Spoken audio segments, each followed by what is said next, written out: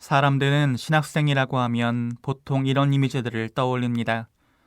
정숙함, 단정함, 올바름, 과묵함, 정직함 등. 그런데 1년에 한 번 이런 신학생들이 지킬 박사와 하이드의 주인공처럼 완전히 다른 사람으로 돌변하는 날이 있습니다. 바로 예비군 훈련을 받는 날입니다. 이날이 되면 신학생들은 수단 대신 군복을 입은 채로 함께 버스를 타고 훈련장으로 갑니다. 그렇게 훈련장에 도착하면 그때부터 신학생 아무개는 사라지고 예비역 병장 아무개로 변신합니다. 전투모는 대충 머리 위에 얹어놓고 군복은 옷매무새를 정돈하지 않은 껄렁껄렁한 모습입니다.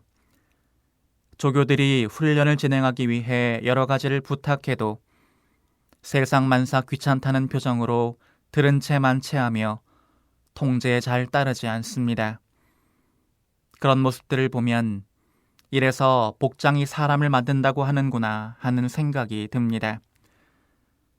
오늘 복음의 비유에서 임금이 혼인예복을 갖춰 입지 않은 하객을 심하게 비난하며 밖으로 내쫓은 이유도 예복이 그만큼 중요하기 때문입니다. 하지만 종들의 손에 이끌려 갑자기 혼인잔치에 오게 된 사람 입장에서는 그런 임금의 태도가 잘 이해되지 않을 것입니다. 길거리에 있다가 갑자기 불려왔으니 예복을 갖춰 입을 시간이 있었을 리 만무한데 어쨌든 잔치에 참여한 자신의 수고는 생각해주지 않고 예복 타령만 하면 쫓아내는 게 야박하게 느껴지는 것입니다. 그러나 그에게도 혼인예복을 갖춰 입을 기회는 분명히 있었습니다. 아무나 만나는 대로 잔치에 불러오너라는 임금의 메시지를 그도 분명 들었을 것이기 때문입니다.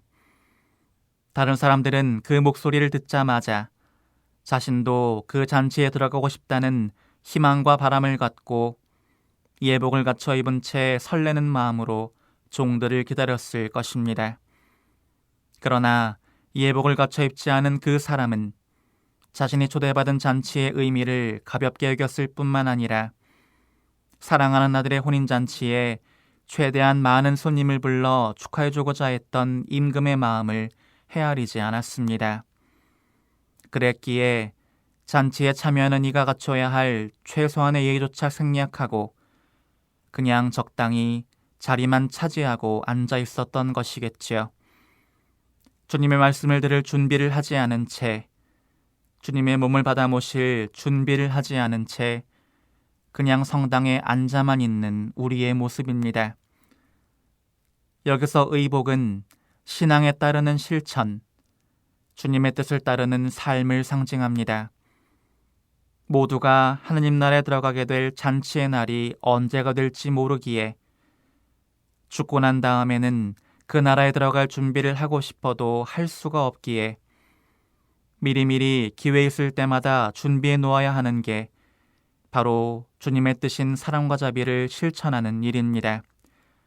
그래야 어느 날 갑자기 주님의 부르심을 받고 그분 앞에 나아갔을 때 착실하게 준비된 상태로 기쁘고 설레는 마음으로 그분을 뵐 수 있을 것입니다. 그래야 그토록 그리던 하느님 나라에서 참된 행복을 누리는 잔치의 주인공이 될 수 있을 것입니다.